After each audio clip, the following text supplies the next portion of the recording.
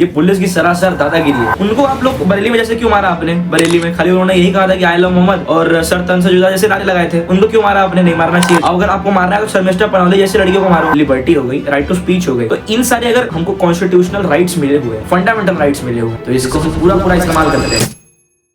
तो अब हर प्रोटेस्ट को क्या पुलिस आके ध्वस्त कर देगी? हर जगह जब प्रोटेस्ट करेगा, स्टूडेंट करेगा या आम इंसान करेंगे, वहाँ पे पुलिस आके कैसे मार सकती है किसी को भी? ये पुलिस की सरासर दादागिरी है। अगर मारना ही है और अगर भगाना ही है तो एंटी नेशनलिस्ट लोग एंटी नेशनलिस्ट चीजें करते हैं, उनको मारो ना। अब उनको आप लोग बरेली में जैसे क्यों मारा आपने? बरेली में खाली उन्होंने यही कहा था कि आई लव मोहम्मद और सर तन से जुदा जैसे नारे लगाए थे। उनको क्यों मारा आपने? नहीं मारना चाहिए। अब अगर आपको मारना है तो शर्मिष्ठा पनौली जैसे लड़कियों को मारो। डिक्टेटरशिप है, आप सब समझ सकते हो कि कितनी बड़ी डिक्टेटरशिप है। अगर मोदी जी की गवर्नमेंट सेंटर में है, लेकिन फिर भी टीएमसी के जो पुलिस ऑफिसर्स है, मतलब जो वेस्ट बंगाल की पुलिस है, वो आती है और गुरुग्राम से शर्मिष्ठा पनौली को उठा करके लेके चली जाती है। लेकिन मतलब उन्होंने एंटी नेशनलिस्ट थी, वो इसलिए उठा लिया, चलिए कोई बात नहीं, उन्होंने अपोज किया था ना। और बाकी जैसे अभी दिल्ली प्रोटेस्ट में भी पुलिस ने सही नहीं किया। अब इतना बढ़िया प्रोटेस्ट चल रहा था, वो ऑक्सीजन को लेकर चल रहा था, AQI इंडेक्स वहां गड़बड़ाया हुआ है, इसीलिए बच्चे वहां प्रोटेस्ट कर रहे थे। उन्होंने कोई एंटी नेशनलिस्ट बयान तो दिया नहीं, लेकिन पता नहीं क्यों अचानक से ऐसी वीडियो आप लोग वायरल मतलब हो रही है कि इसमें वो कह रहे हैं कि हिडमा जिंदाबाद, और इसमें एंटी नेशनलिस्ट क्या है? हिडमा तो बेचारे अच्छे इंसान थे, उन्होंने खाली 150 CRPF के जवानों को तो मारा था और हमारे देश का तो कुछ नहीं किया था।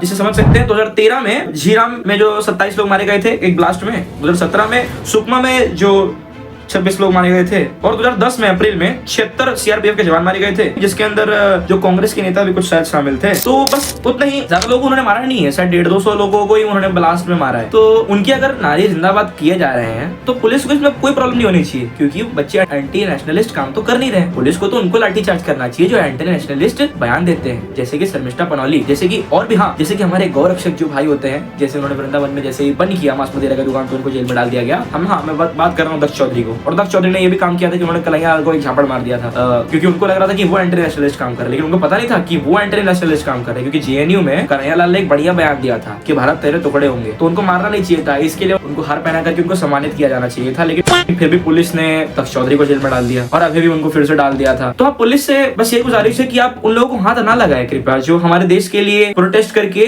अपनी आवाज देश की जनता तक पहुंचा रहे हैं, अपनी आवाज सरकार तक पहुंचा रहे हैं, अपनी मांगों को सरकार तक पहुंचा रहे हैं। प्रोटेस्ट वही तो होता है। और हाँ, प्रोटेस्ट के अंदर अभिव्यक्ति की आजादी होती है, मतलब हम राइट टू स्पीच दी गई है हमको। अब चलिए जानते हैं कि राइट टू स्पीच आई कहां से थी। तो हम सभी को पता है कि हमने फ्रांस से फ्रेटर्निटी, इक्वलिटी और लिबर्टी लिया। जो बच्चे पॉलिटी पढ़ते हैं, जो बच्चे कॉन्स्टिट्यूशन को समझते हैं, वो जानते हैं कि लिबर्टी क्या होती है, आजादी। फिर उसके बाद हमने US गवर्नमेंट से क्या लिया था? फंडामेंटल राइट्स लिए थे, जिसके अंदर फ्रीडम था, इक्वालिटी था, एक्सप्लॉयटेशन था, और कल्चरल और एजुकेशन जो कि सबका अधिकार है, ये सारी चीजों को मतलब उसके अंदर लिखा गया है। तो जिसके अंदर फ्रीडम वाला बात, ज्यादा बात नहीं करेंगे, बकवास नहीं करेंगे, तो फ्रीडम वाली जो चीज है उसके अंदर आर्टिकल 12 से लेकर के 35 तक इंक्लूड किया गया हमारे कॉन्स्टिट्यूशन में, जो कि हमने US कॉन्स्टिट्यूशन से लिया। तो उसके अंदर ऐसा है कि 19 में राइट टू स्पीच है, तो जब चाहे जहां चाहे इंसान, मोदी जी की मम्मी को भी गरिया दिया किसी ने, मोदी जी की मम्मी को किसी ने गाली दी बिहार में खड़े होकर, बिहार चुनाव से पहले, लेकिन हुआ क्या? घंटा, मतलब जीता कौन? अब समझ ही सकते हैं। तो गाली देने से कुछ फायदा नहीं हुआ। लेकिन इसी राइट टू स्पीच, ये जो फंडामेंटल राइट है, इसका फायदा उठा करके लोग जो है बेचारे अच्छे लोग होते हैं, वो खाली एक दूसरे को गाली तो देते हैं, सिर्फ देश को गाली देते हैं, प्राइम मिनिस्टर को गाली देते हैं, प्रेसिडेंट को गाली देते हैं, और सरकारी व्यवस्था को गाली देते हैं, कोसते हैं, और हो सके तो एंटी नेशनलिस्ट नारे लगाते हैं, जैसे सरतन से जुदा और हिडमा जिंदाबाद। बाकी बेचारे कुछ और तो करते नहीं है, फिर भी पुलिस लाठीचार्ज कर देती है। और ये आर्टिकल 19 में लिखा गया है कि राइट टू स्पीच है, हर व्यक्ति को अभिव्यक्ति की आजादी है। अब इसके अंदर इतना तो सबको पता है कि राइट टू स्पीच है, लेकिन आगे क्या लिखा है वो तो जान लिया करो। आगे ये लिखा है कि आप कुछ भी कह सकते हैं until and unless आपकी बातों से किसी की भावनाएं आहत न। तो ये समझना जरूरी था दोस्तों, तो इसीलिए हमने आपको कॉन्स्टिट्यूशन का ज्ञान दिया। तो अब ये सबको भी जाने दो, लिबर्टी हो गई, राइट टू स्पीच हो गई। तो इन सारे अगर हमको कॉन्स्टिट्यूशनल राइट्स मिले हुए, फंडामेंटल राइट्स मिले हुए, तो इसको हम पूरा इस्तेमाल करते हैं, और इस्तेमाल करके वीडियोस बनाते हैं। हिडमा जिंदाबाद, हिडमा अमर रहे। वो हिडमा जिन्होंने हमारे CRPF के, अब मैं बहुत सीरियस तुम्हें बोल रहा हूँ, जिन्होंने हमारे CRPF के कई सारे जवानों की जान जिसकी वजह से गई, जिसको बड़ी बेरहमी से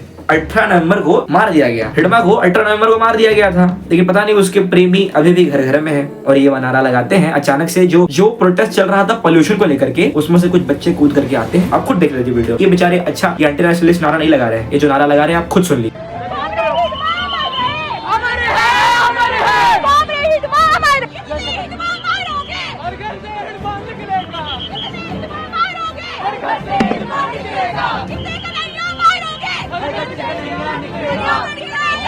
तो सुन लिया आपने, हिडमा अमर रहे, हर घर से हिडमा पैदा होगा, ये इनके नारे, और हिडमा इनके चाचा जी। तो ऐसे ही अब वो वक्त भी दूर नहीं कि ये अलग बगदादी जिंदाबाद ये भी नारे लगाएं, क्योंकि आतंकवादियों को जो मतलब पिताजी समझ लेते फिर वैसे ही करने लगते हैं। अब क्या कर सकते हैं, ज्यादा कुछ कहेंगे नहीं, बाकी अपने ऊपर विवाद हो जाएगा, वरना हम तो भाई खैर छोटे चैनल वाले। तो और भी बातें थी आपसे करनी, तो पब्लिक कहती है डिक्टेटरशिप, अगर डिक्टेटरशिप होता ना तो सेंट्रल गवर्नमेंट उठवाती ना किसी को। टीएमसी जो कि बंगाल में गवर्न करती है, वो शर्मिष्ठा पनौली को अगर उठा सकती है गुरुग्राम से, तो मोदी जी भी तो किसी को भी उठवा सकते थे। जो बयान लगा रहे हैं तो खाली लाठी चार्ज करके साइड में कर दिए, उनका तो मुंह जमीन पर रख के घास देना चाहिए था। अभी पब्लिक मतलब समझदार रही तो खुद कर देती, लेकिन वो लगा रहे हैं बेवकूफ। पहले तो ये नहीं समझ में आ रहा है कि पढ़े लिख के क्या फायदा, जो पढ़े लिखे बच्चे हैं वही अगर इन्फ्लुएंस हो जा रहे हैं तो तुम्हारा पढ़ने लिखने का क्या फायदा। कोई एक लेफ्टिस्ट है, 30 मिलियन उसके पास व्यूज आते हैं, ससुरा उसको भी ज्ञान नहीं है, बैठ रहता जर्मनी में, और ससुरा उनको भी ज्ञान नहीं जो उनको सुनते हैं। अब कहोगे कमेंट में कि हमको बड़ा ज्ञान है, हमको भी ज्ञान नहीं, हम भी मूर्खी हैं। तो लेकिन ये समझिए ना कि आप सुन रहे हैं उनको और वो कहते हैं, वो एक कमेंट करते हैं। एयर पोल्यूशन को लेकर के प्रोटेस्ट किया जा रहा था और देखिए दिल्ली पुलिस ने क्या किया। शेम ऑन मोदी गवर्नमेंट, समझ रहे हो, एंटी नेशनलिस्ट बयान दिया। उनमें आए हुए जो आतंकवाद के सपोर्टर्स थे, जो नक्सलवाद के सपोर्टर्स थे, उन्होंने एंटी नेशनलिस्ट बयान दिया कि हिडमा जिंदाबाद और शेम ऑन मोदी गवर्नमेंट। हमारे चैनल पे कई बार हमने गवर्नमेंट को ब्लेम किया है, लेकिन सही कराने की वजह से। ये एक्सेप्ट क्यों नहीं करता कोई कि Bharat is a developing nation, बचपन से हम भी पढ़ रहे हैं, लेकिन जिस दिन डेवलप होगा तब तो किस देश में कमी नहीं है। कहते हैं कि यूएस हमसे बहुत ज्यादा डेवलप्ड है, ससुरा देख रहे हैं, उनके भी कई वीडियोस आते हैं, जाके खुद देख लेना, लगाऊंगा नहीं वीडियो। वो लोग दुकान में जाना क्या क्या हकते रहते हैं, वो लोग वीडियो वायरल हो रही होती है, उनके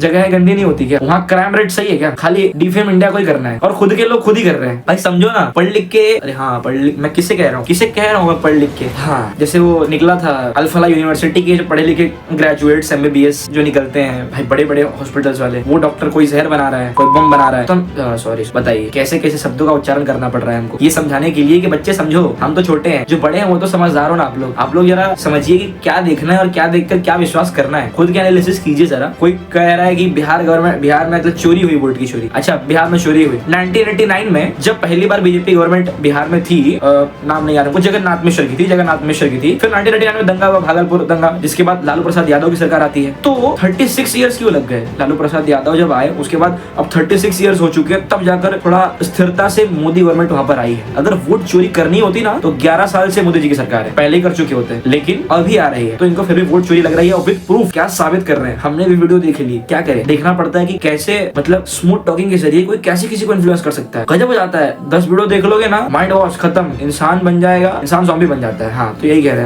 हैं, कि वोट चोरी के तो खैर जाने दीजिए, लेकिन जो मेन इश्यूज हैं जिस पर बच्चे बात कर रहे हैं, एयर पोल्यूशन पे बात कर रहे हैं, तो बहुत अच्छी बात है, लेकिन अचानक से जो बयान आते हैं कि हिडमा जिंदाबाद नारे आते हैं, तो पुलिस लाठी चार्ज करेगी ना, कमी की, वो तो साइड में की खाली, मतलब बढ़िया लोग रहते हैं, बढ़िया जवान रहते तो सीधे मुंह घस देते हैं जमीन, उसमें पता नहीं लड़कियों को क्यों मारा जा रहा है। देखिए आप वीडियो।